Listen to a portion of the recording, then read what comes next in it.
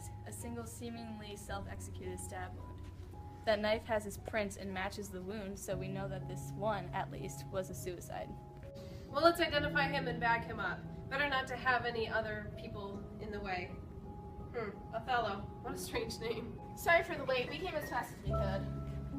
Wait, who are you? Who let you in? That's for us to know.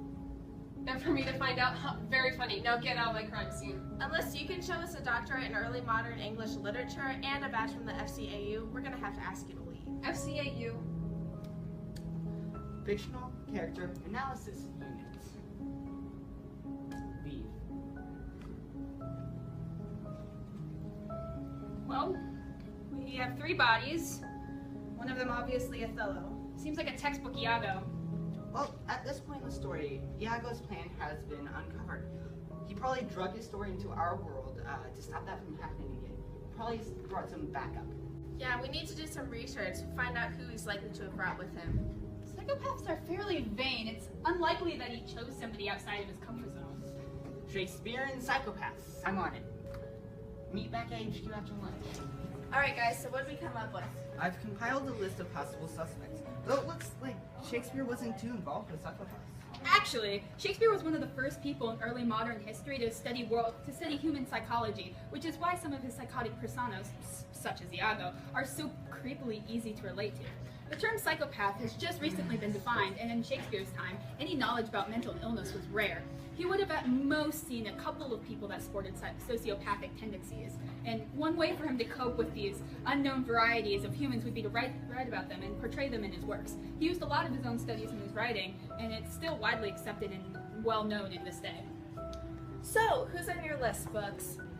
Lady Macbeth, Regan from King Lear, Claudius from Hamlet, Tamora and Aaron the Moor from Titus Andronicus, and Richard III. I think we can narrow it down a bit. He probably didn't bring all of them with him. He'd want the best for his top team of villains. Well, not all of these people show true psychopathic tendencies. Lady Macbeth had clear motive and deep emotion, while psychopaths wouldn't display that.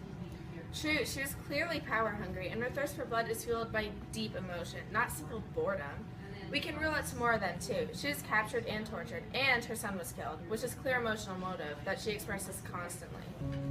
Okay then, that leaves us with Regan, Aaron, Claudius, and Richard III. Cross out Regan, too.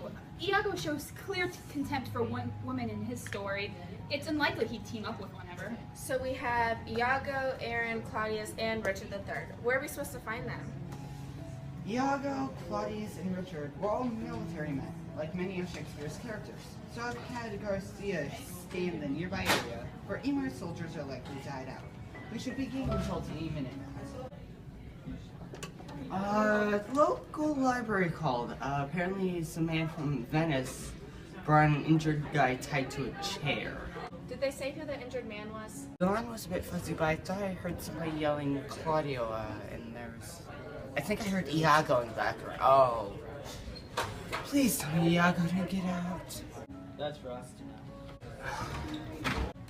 Looks like we have a lead on where they might be. Should we go check it out? No, we should all sit here and wait for them to come to us. Oh, I say that we go and catch them and put them back in their own worlds. Let's go, team.